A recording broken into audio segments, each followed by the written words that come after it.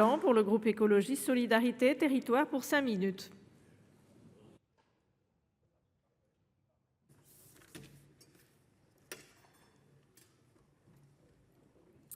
Madame la présidente, madame la ministre, mes chers collègues, je crois qu'effectivement nous serons nombreux à partager une sensation difficile quand nous vous avons écouté, madame la ministre, parce que finalement, j'avais l'impression tout à l'heure en vous écoutant que nous étions devant une vitrine manifestement tout à fait alléchante, je cite, la lutte contre toutes les fraudes aux aides publiques. Et puis en entrant dans le magasin, finalement, au fond, à droite, dans un magasin quasiment vide, il y avait une petite étagère sur laquelle étaient ciblées les seules fraudes à la transition énergétique.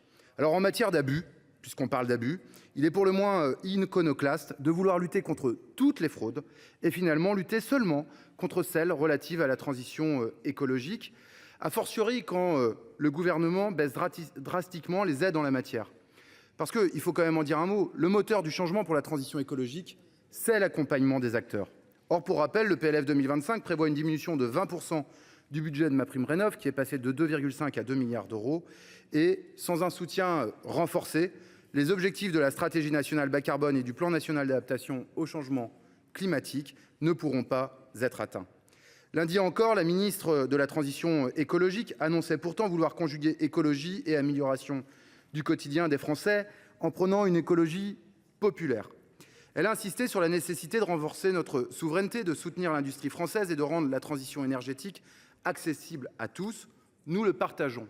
Mais alors comment justifier la baisse des crédits alloués à la rénovation énergétique ? Comment expliquer que, dans le même temps, le budget de MaPrimeRénov' soit amputé de 500 millions d'euros ?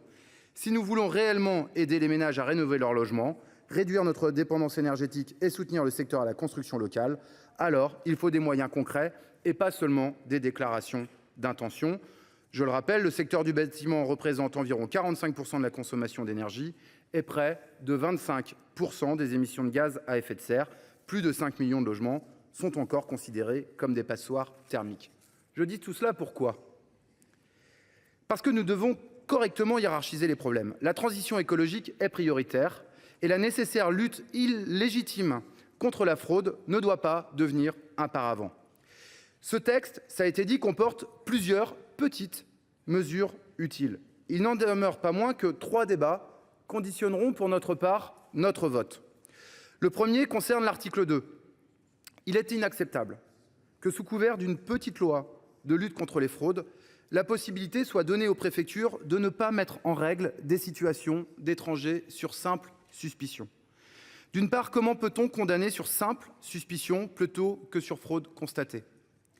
C'est inconstitutionnel et vous le savez. D'autre part, si on veut lutter contre la fraude sociale, il faut encourager à la déclaration plutôt qu'au travail clandestin.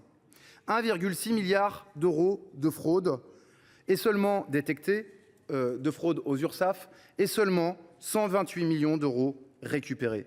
Si vous voulez vraiment agir, il faut un meilleur ciblage, mieux travailler sur l'immatriculation des entreprises étrangères, avancer sur leur adressage, sécuriser les obligations pour les plateformes numériques de déclarer et de prélever les cotisations des micro-entrepreneurs. Bref, il faut un texte solide sur ce sujet et ne pas fragiliter par des cavaliers la petite ambition de cette loi sur la lutte contre la fraude aux aides énergétiques. Le deuxième débat concerne le niveau de sous-traitance autorisée. Il faut raccourcir les circuits, mieux contrôler les responsabilités. Oui, avec 2 rangs de sous-traitance autorisée, il y a un progrès. Passer à 3 serait un recul. Enfin, le dernier débat relève de l'évaluation de l'efficience des travaux et donc des aides. Pour nous, c'est simple. Celui qui facture doit être celui qui fait le devis.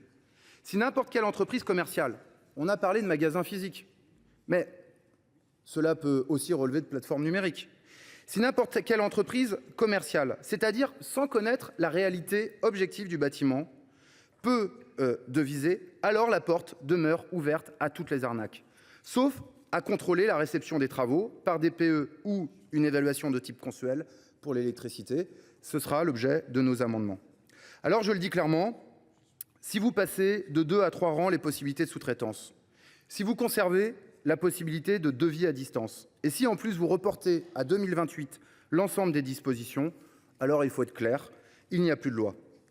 Tout simplement parce que vous aurez altéré ce qui a conduit à l'unanimité à l'Assemblée nationale.